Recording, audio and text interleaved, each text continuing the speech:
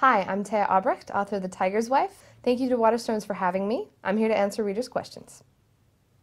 I've heard all kinds of advice from different writers, but it all basically boils down to the same thing in terms of what to do if you're hoping to write. I mean, the answer is write. It's just write.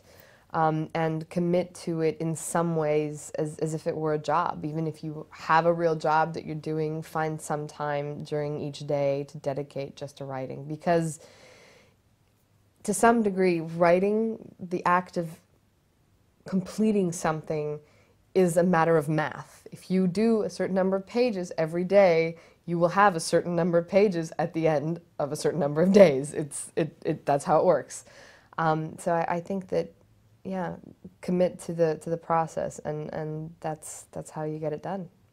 Something else is commit to the process of editing. I know a lot of people who will finish the product but then start to get kind of agitated or unenthusiastic about the process of editing and revising. And the thing is, the book itself is born when you write the first draft, but it's in the editing process that the real spirit of the book comes to life, and you're able to connect these different parts in the specific way that you want for your vision, and you become sort of more involved in the process of your own writing.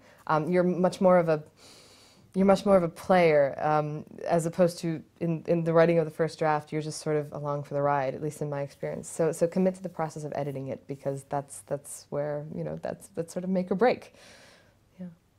A lot of people ask me about the autobiographical element in The Tiger's Wife, especially, but also in my other writing and short stories that I've written. And I think autobiography inevitably ends up in any work of art, because the artist is there.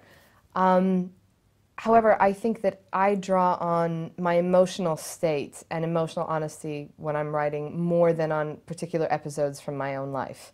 Or even people that I knew. Sometimes characters will be composites of people that you know, but I think it's very important to access the right emotional place when writing, and that's where you really draw on yourself, because your preoccupations and your obsessions and your fears and the questions that you're asking yourself will make their way into the work. They inform the work and shape it, and I think that that's mostly where it comes through for me. As a child, I read a lot of Roald Dahl. And then when I grew up, I read his work for adults as well, which is equally stunning. I read Dick King Smith. I loved Dick King Smith. I loved Rudyard Kipling. Sheila Burnford's The Incredible Journey was a very formative book for me. I kidnapped it from the library and sort of never returned it, from the school library, and never returned it, and still have it at my house. I think that the more I realize what kind of books I read, the more I realize fantastical elements played into the kind of stuff I like to read as a child. There was a lot of animals, animal stories, which sort of came through in The Tiger's Wife, and other stories I've written. But yeah, I think that my reading as a child was very formative for the kind of writer that I am now. Yeah. The type of literature that I like to read is quite varied, and it varies in terms of time and style. For instance, I adore Gabriel Garcia Marquez. I think Love in the Time of Cholera is one of the greatest books ever written, absolutely. I also love Mikhail Bulgakov and The Master and Margarita.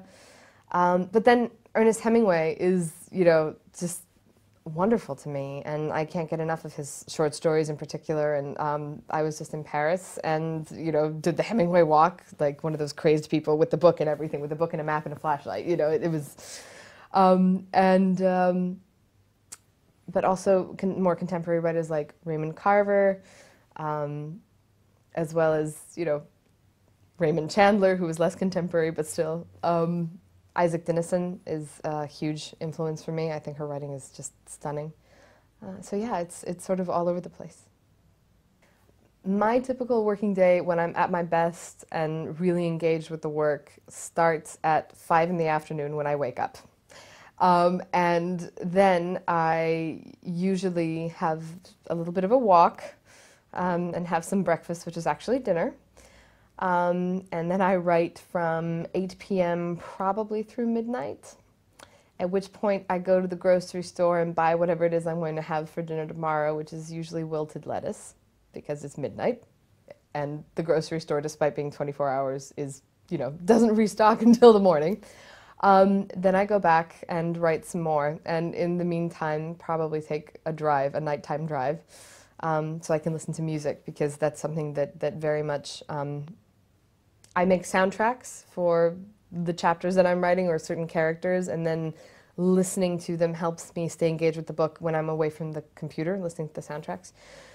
So I use driving as an excuse to pretend that I'm still writing. And then my working day ends probably at about 5 or 6 in the morning, at which point I go to bed and start over.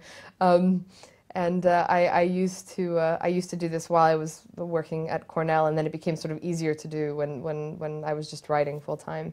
But that's sort of typical and kind of excruciating, but the only way I've been able to work so far.